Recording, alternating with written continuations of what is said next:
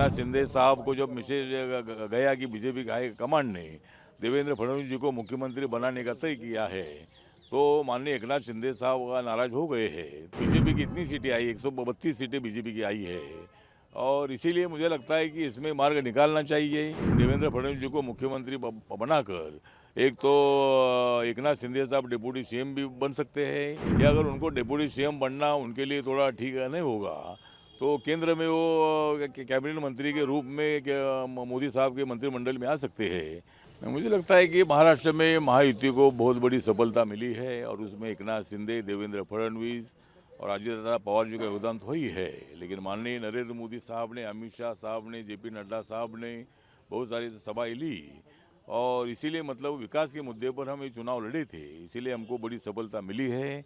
लेकिन अभी डेडलॉक जो है अभी मतलब खड़ा हुआ है।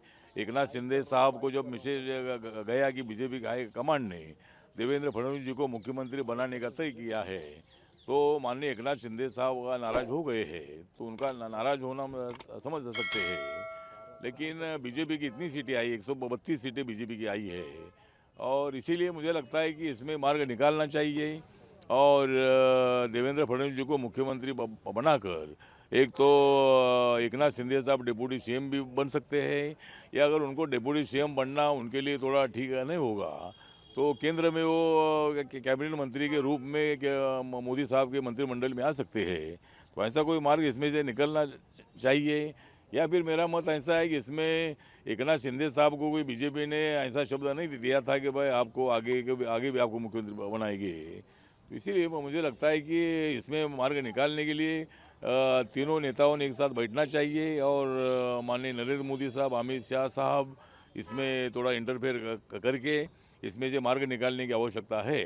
और इसलिए मेरा तो सुझाव ये है कि एकनाथ शिंदे साहब अगर केंद्र में आते हैं तो इस विवाद को खत्म किया जा सकता है, और महाराष्ट्र में 2 डिप्टी सीएम बनेंगे, एक एकनाथ शिंदे साहब का भी डिप्टी सीएम बनेगा, दूसरा अजित दादा पवार जी भी डिप्टी सीएम रहेंगे। तो ऐसा कोई मार्ग इसमें से निकालना चाहिए, या फिर बीजेपी के हाईकमांड को इसके संबंध में निर्णय लेना है। अगर किसको मुख्यमंत्री बनाना है, अगर बीजेपी की ज़्यादा सीट है इसीलिए लोगों को लगता है कि देवेंद्र फडणवीस जी मुख्यमंत्री बनेंगे, लेकिन आखिर में निर्णय क्या लेना है ये माननीय मोदी साहब और माननीय अमित शाह साहब तय कर सकते हैं। लेकिन महाराष्ट्र के लोगों की भावना ये है कि भाई देवेंद्र फडणवीस जी ने मुख्यमंत्री बनना चाहिए। मुझे लगता है ये गुलामी पार्टी नहीं है, मतलब संजय राउत जिस तरह बता रहे हैं कि भाई गुलामी पार्टी होती थी तो इतनी सीटें नहीं चुनकर आती थी, और गुलामी पार्टी तो मतलब माननीय उद्धव ठाकरे जी ने कांग्रेस और राष्ट्रवादी की गुलामी की थी, वो मतलब हमको छोड़कर वहाँ से चले गए थे, तो वो मतलब उनके गुलाम बन गए थे। तो इधर कोई गुलाम का विषय नहीं है, गुलाम का शब्द का प्रयोग करना ठीक नहीं है। तो इसीलिए मुझे लगता है कि एकनाथ शिंदे की पार्टी हो या अजित दादा पवार की पार्टी हो, ये गुलाम की पार्टी नहीं है, ये ना सलाम की पार्टी है, ये तो अपनी अपनी मजबूत पार्टी है। अजीत पवार की एनसीपी तो मुख्यमंत्री पद की दौड़ से बाहर शिंदे और फडणवीस के बीच में नजर आ रहा है। अब चूंकि एकनाथ शिंदे अब नाराज भी चल रहे, इस्तीफा दे दिया है, अब कैसे समीकरण को समझा जाए, कैसे हल किया जाए? क्योंकि ये भी कहा जा रहा है कि शायद अमित शाह ने पहले कुछ प्रॉमिसेस भी किए हैं एकनाथ शिंदे को।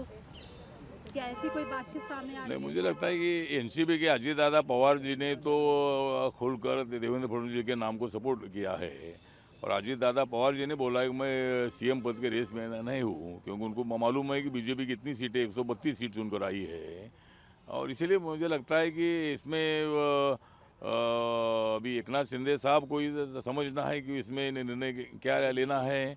उन्होंने जो इस्तीफा दिया है वो तो मुख्यमंत्री पद का इस्तीफा इलेक्शन के बाद देना ही पड़ता है, और इसीलिए उन्होंने इस्तीफा दे दिया है। उसका इस्तीफा मतलब पूरे मंत्रिमंडल का इस्तीफा होता है, और फिर नए मंत्रिमंडल का शपथ होता है। तो इसीलिए मतलब उन्होंने इस्तीफा दे दिया है, और 1-2 दिन में जो भी मतलब डेडलॉक है उसमें क्लियरेंस हो जाएगा, क्लियर हो जाएगा, और 2 तारीख तक शपथ ग्रहण का प्रोग्राम हो सकता है। आखिरी सवाल है, क्या आपने अजित पवार या एकनाथ शिंदे नहीं, मैंने तो ऐसा डिस्कशन नहीं किया। अभी मैं मुंबई जाऊंगा तो मैं डिस्कशन करूंगा, लेकिन फिलहाल मैंने ऐसा डिस्कशन नहीं किया है। मेरे मन की ये बात है कि अगर एकनाथ शिंदे साहब को डिप्टी सीएम बनना उनके लिए ठीक नहीं होगा, तो वो केंद्र में आकर मंत्री बन सकते हैं, या फिर वहाँ रहना है तो वहाँ डिप्टी सीएम पद पर रहने में कोई दिक्कत नहीं है। जिस तरह देवेंद्र फडणवीस भी मुख्यमंत्री 5 साल रहे थे और वो एकनाथ शिंदे जी के नेतृत्व में डिप्टी सीएम बने थे, तो इसमें से महाराष्ट्र के विकास के लिए मतलब निर्णय लेने की आवश्यकता है। तो इसमें कोई ना कोई तो फैसला माननीय एकनाथ शिंदे साहब ने जल्दी जल्दी लेना चाहिए, ऐसा मुझे लगता है।